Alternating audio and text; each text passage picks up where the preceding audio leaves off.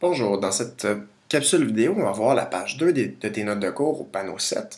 Donc, ce qu'on avait vu la première page, on avait commencé en voyant la différence entre le rang et le terme d'une suite numérique, la régularité, et on avait vu deux modes de représentation, comment décrire en mots et à partir d'un dessin. Donc, on va continuer en regardant les deux autres modes de représentation, la table de valeurs et le graphique. Donc, ce qu'on nous dit, c'est que la table de valeurs, qu'elle soit présentée à l'horizontale ou à la verticale, la table de valeurs met en relation le rang et le terme. Donc, ce que j'ai comme information, c'est que le terme de rang 1, c'est 48, le terme de rang 2, 24, le terme de rang 3, 12, etc.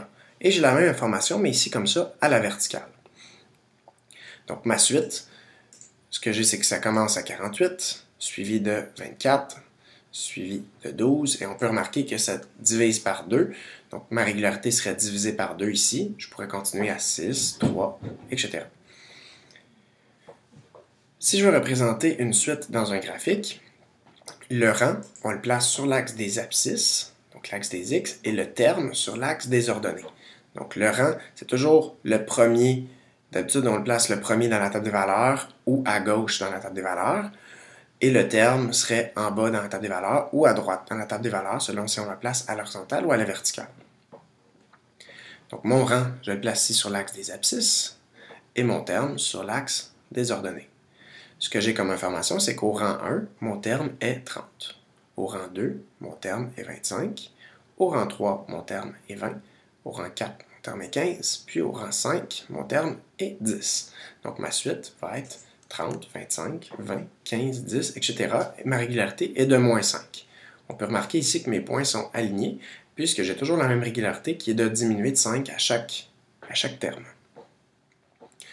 Je vais aller utiliser les 4 modes de représentation pour représenter ici une suite selon la situation que j'ai ici. Donc, pour un emploi, on t'offre 100 $ lors de ta première journée, puis 50 $ à chaque jour suivant. Donc, j'ai 100 $ ma première journée, 50 $ à chaque jour suivant. Je vais aller représenter cette situation-là de 4 façons, avec ma suite numérique, mon dessin, table de valeurs et un graphique. Donc, je vais commencer ici avec un dessin. Avec un dessin, dans le fond, le principe, c'est ce que je veux avoir, c'est de représenter, de bien voir visuellement combien je vais avoir, quel salaire je vais avoir à mon jour 1, quel salaire je vais avoir à mon jour 2,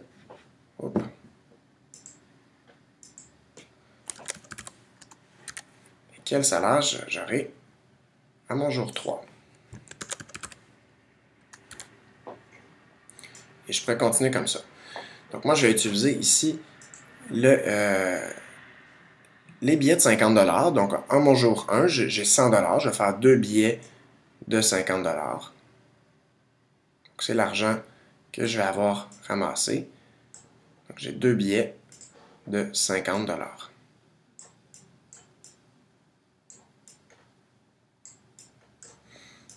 Ensuite, ce qu'on nous dit, c'est qu'il faut qu'à chaque jour suivant, on nous donne 50 $ de plus. Donc, du jour 1 au jour 2, je devrais avoir 50 $ de plus. Donc, cette fois-ci, ce que je vais retrouver, c'est 3 billets de 50 $. Donc,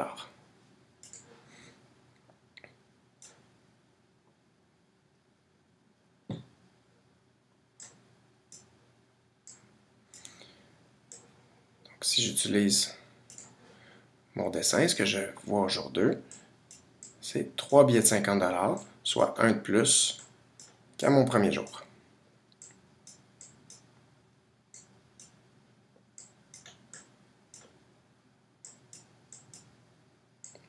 Et au jour 3, j'ai un billet de 50 $ de plus.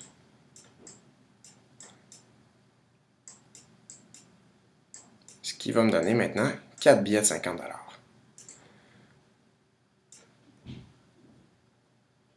Comme vous pouvez le voir, le désavantage du dessin, en fait, l'avantage, c'est que c'est très visuel. On voit très bien à chaque jour quel montant a été accumulé. Mais le désavantage, comme vous le voyez, c'est que c'est plus long à faire. Donc, si je voulais avoir au jour 22, c'est long. Donc, on va voir qu'il y a des modes de représentation qui sont plus rapides. Peut-être pas aussi visuels, donc ça peut être bien d'utiliser le dessin au départ pour bien comprendre la situation, mais qui vont être plus rapides par la suite. Voilà. Donc, si je veux utiliser la suite numérique maintenant, ce que ça veut dire, c'est qu'à mon premier jour, j'ai 100 $. Le prochain terme de la suite, à mon jour 2, j'ai 150 $. À mon jour 3, j'ai 50 $ de plus, donc 200.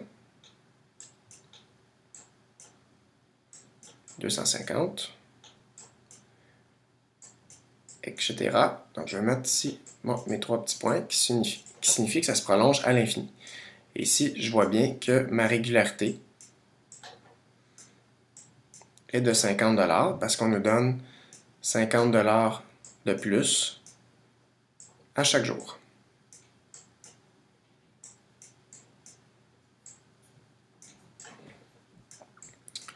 Voilà.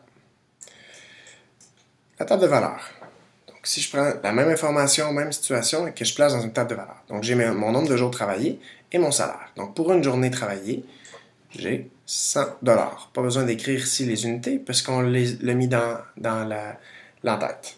Pour 2 jours, je serai rendu à 150 $. Qu'on peut voir soit dans ma suite, soit dans mon dessin, aussi en haut à droite. Pour 3 jours, je suis rendu à 200 $.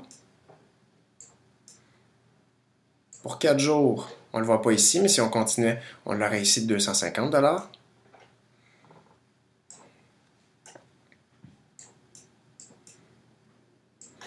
Pour 5 jours, je serais à 300 $. Donc, si à chaque fois, j'applique ma régularité de 50 $ de plus, si je veux y aller directement après à 10 jours, là, je pourrais y passer par 6, 7, 8, 9, mais je pourrais y aller directement en réfléchissant un petit peu. Pour passer de 1 à 10, ici, écouler 9 jours.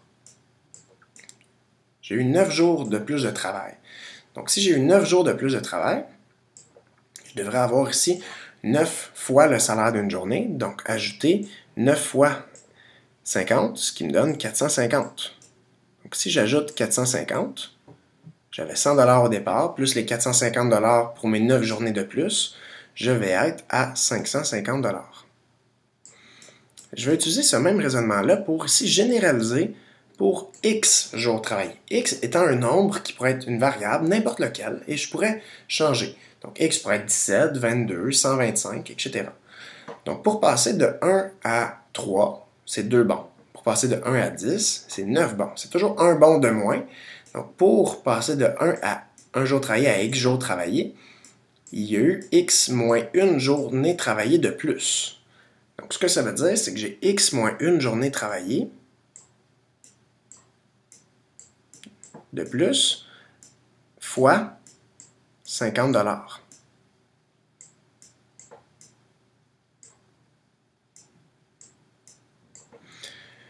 Donc, j'ai X moins une journée travaillée de plus à 50 $ plus les 100 de départ. Comme le même principe que ce qu'on a fait juste au-dessus, où on avait fait 9 journées travaillées de plus à 50 $ plus les 100 $ qu'il y avait ici pour trouver notre 550.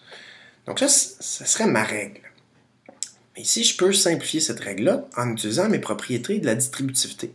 Je sais que je peux distribuer ici mon 50 multiplie toute ma parenthèse. Donc, c'est 50 fois x, puis 50 fois moins 1. Donc, 50 fois x, on écrit ça d'habitude 50x, pas besoin du fois. Donc, on écrit 50 fois x, 50x. 50 fois moins 1, ça fait moins 50. Plus les 100, ce qui va me donner 50x moins 50 plus 100. Moins 50 plus 100, je peux simplifier ça. Moins 50 plus 100, ça me donne 50. Donc, ce que ça veut dire, c'est que ma règle va être de 50x plus 50.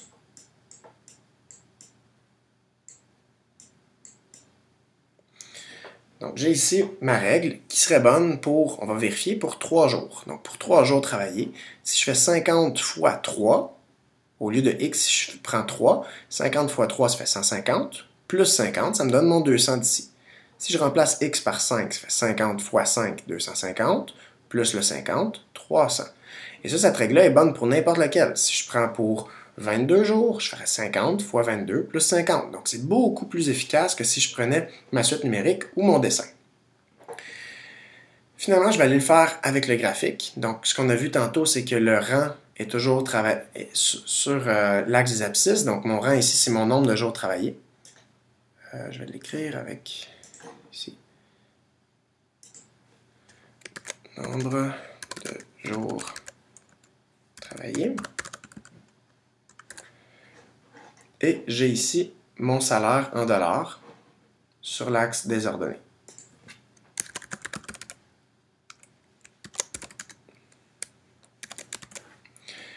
Je dois me rappeler que quand je veux placer mes points, je dois d'abord graduer mon axe. Et pour graduer mon axe, je vais m'assurer d'avoir toujours le même bond. Donc, si je pars à 0 dans les deux cas, ici pour les jours, je vais faire des bonds de 1. Donc, une journée travaillée, 2 journées travaillées, je fais des bonds de 1. C'est important, je rappelle que quand je suis un certain nombre, ce n'est pas la case, mais bien la ligne. Donc, quand je suis à 6 jours, c'est la ligne ici, etc. Je peux continuer comme ça. Je vais m'arrêter à 8. Et pour mon salaire, ben, je vais faire des bonds de 50, ce qui va être plus simple. Donc, je vais aller faire ici plusieurs bonds de 50.